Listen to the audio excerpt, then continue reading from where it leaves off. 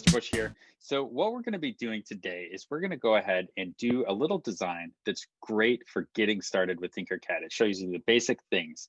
If you've been in my class before, you've probably actually already done this design before. What we're going to be doing is we are going to be designing a lamp. All right. What it's going to do is it's going to show you how to pull things up from the build plane. This video is going to show you how to make sizing easy and quick. And then how to duplicate things, and then how to import other designs as well into your design.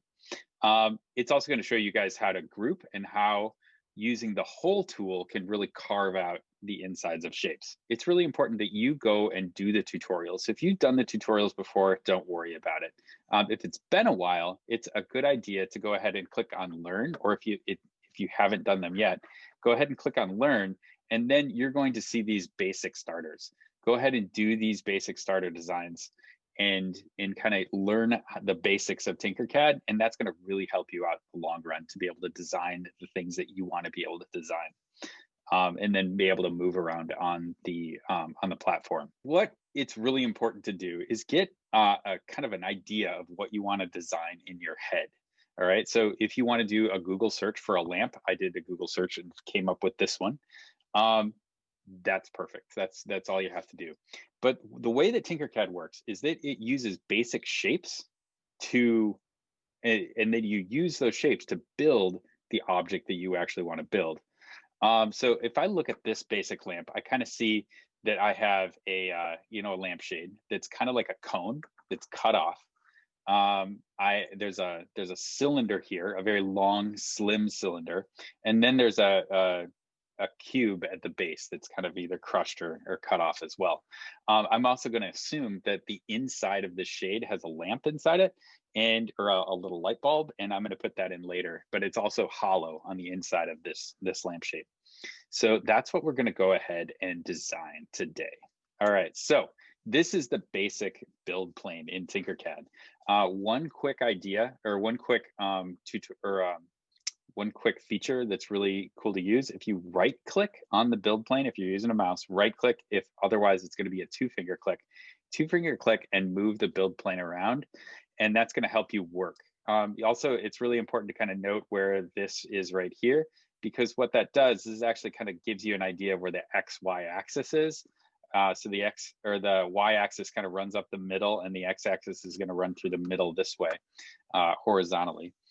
It's also a really good idea if you're using a Chromebook with a trackpad to be able to use the cube up in the top left corner. That's going to help you manipulate the build plane as well. But what we're going to do is just go ahead and get started. So what we're going to do is just kind of look through and see the basic shapes that we're going to use today.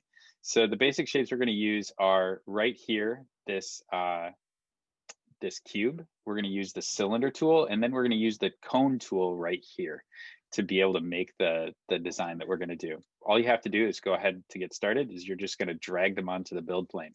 So what I'm going to do, you can always drag with these squares, which is a quick way, but it's also kind of inaccurate and slow, especially when you want to be precise. So instead of dragging to try to be precise, what you're going to do is just go ahead and click on these white squares and type in the number that you want. So I'm going to go ahead and I'm going to type 60 right here. And then I'm going to type 60 in this one. You can also use the tab field to move between them. And then right here, this square right here works with the height. So we have the length, the width, and now we have the height. So I'm going to go ahead and click there, and I'm going to make it 10 like that. So now we've got our base, and then we're going to go ahead and pull the cylinder in. And this time I'm going to go ahead and click right there, and then click to change the depth. I'm going to change and make it probably 10. And then 10 right there. And then I'm just going to go ahead and make this to be 100. Why not? Nice and tall. You know what? Actually, I'm going to make it about 150. There we go. Nice and tall. Now, the next tool that's really useful when you're designing things is the Align tool. And what you're going to do is first go ahead and drag to select both of those. And then up in the top right corner over here is the Align tool. Click that, and you'll get these little circles. When you click on those little circles, what's going to happen is you are going to go ahead and click them, and then it's going to line the shape up right to the point that you want it. So if you wanted it to line it all the way up to the front, you would do that. If you want to line it to the front corner, you can do that. Back corner as well. But no, we want the middle, the exact middle. And that saves a lot of clicking and dragging. Next, we're going to go ahead and select both of those and group them. And then what we have is our base. Next, we're going to go ahead and move to the lampshade. So the lampshade is also relatively easy. So we're going to go ahead and drag the cone tool over. So what I want to do, just if I go back to that cone, what it is, what I kind of notice here is it's a cone, just because I've seen lamps before, but I also, so it's kind of a cylinder, but it has a slant to it as well. Oops, there's a different lamp for a different time. So what we're going to do is we are going to click these, and I'm going to make it bigger than the base. So what I'm going to do is I used 60 before. I'm going to use 100 this time. So 100 by 100. And I'm going to drag the height up to, I'm just going to eyeball it. And what I'm looking for is the kind of this slant right there. So I'm going to zoom back out a little bit and make it taller as well. There we go. So now I kind of have it the height that I want, but what I want to do is carve out the base. So what I'm going to do is I want the sides to be absolutely parallel. So what I'm going to do is click on this, and then I'm going to use the duplicate tool. So the duplicate tool is in the top left corner over here, but I'm just going to do what it says, Control D or Command D if you're using a Mac. And then that duplicate is sitting right on top of the first one that I used. I'm going to pull up using this cone right here. I'm going to pull up slightly, and then I'm going to tip it over. And then what I'm going to do, here, I'll move it real quick. So what I'm going to do is I want to turn this cone that was the duplicate right there, I want to actually turn it into a hole. All right. So I'm going to, and then use that to carve out the inside of the lampshade. So I'm going to use the undo tool here, undo. And then I'm going to click this one right there and use the hole tool. And then what I'm going to do is select both of those and then group them. So what it did, it carved out the inside of that cone. The next part that I'm going to do is just take a box and move it over here. I'm going to make it about the right size. I'm going to pull it up to about where I want it to cut off. So I'm going to look right there and then pull it off about right there. That's perfect. And then I'm going to raise that box to be over the top, right? So if I didn't raise it too high enough, it would be like this. And if I click the group tool, what's going to happen? It's going to cut off that, but it's going to leave that part right there. So I don't want that. So undo. I'm going to click and grab this right here up. And then I'm going to group it one more time. And you can see that I've carved out the inside of that, and I've got a perfectly carved out inside of the lampshade. Last but not least, I'm going to use the align tool, align right there and align in the middle. So I get them lined up, and then I'm going to grab this right here. There we go. Last but not least, what you can do if you want to add some cool parts to your design, you can go ahead and go to Thingiverse. Thingiverse.com, and you can find other things that you can add to your lamp. What I'm going to do is I'm going to go ahead and Google what I want to grab is a light bulb. So I'm going to go ahead and search for that, and it's going to come up with a bunch of designs that other people have done.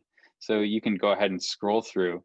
And by the way, if you are making a lamp and you come up with this, that's a big no-no, because that was created by somebody else. And if you turn in a screenshot of that, you're going to fail this class, or at least this assignment. So that is plagiarism, and that is not what we're looking for. So what I'm going to do is just go ahead and click on one of these light bulbs.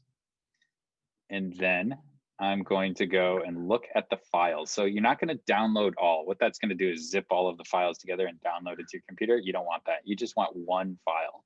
So I'm going to click the thing files, and notice that there's two right here. I don't actually need the base. All I really need is the bulb. So I'm going to download that to my computer, and it's going to save it to my downloads folder. And then I'm going to go back to our design right here and then press import. Now, depending upon the design, it actually might take a while, depending upon how complex the design was that the person made. Imported at 100%. And then it's going to go ahead and put it into our design. So what I'm going to do is looks a little big. So what I'm going to do is select the design and then hold down Shift and then select that and shrink it down to about the size that I want. Now I don't need to do any repositioning this time or like bending. I'm just going to go ahead and drag this up and put it in the middle. Oops. I'm going to select both of these. Actually, I'm going to select all of them. And then make sure that they're lined up like that. Click outside and then click right here. And I'm going to grab that black cone and pull it to the top. And then group them all together. And if you want them to be multicolored, you just go ahead and click the color and select multicolor, and it will be all of the different colors that were selected from before. Last but not least, what you're going to do is you're going to position the lamp so that I can see that you carved out the inside. And then what you're going to do is screenshot. So on your Chromebook, to take a selected screenshot, you're going to hold down Control, Shift, and the window switcher key. So you're going to go ahead and do that. On a Mac, it's Control Shift 4. I'm not exactly sure what it is on a PC. Select that, screenshot that, and then go ahead and turn that screenshot into Canvas. And then you're good. All right, everybody. Thanks for watching.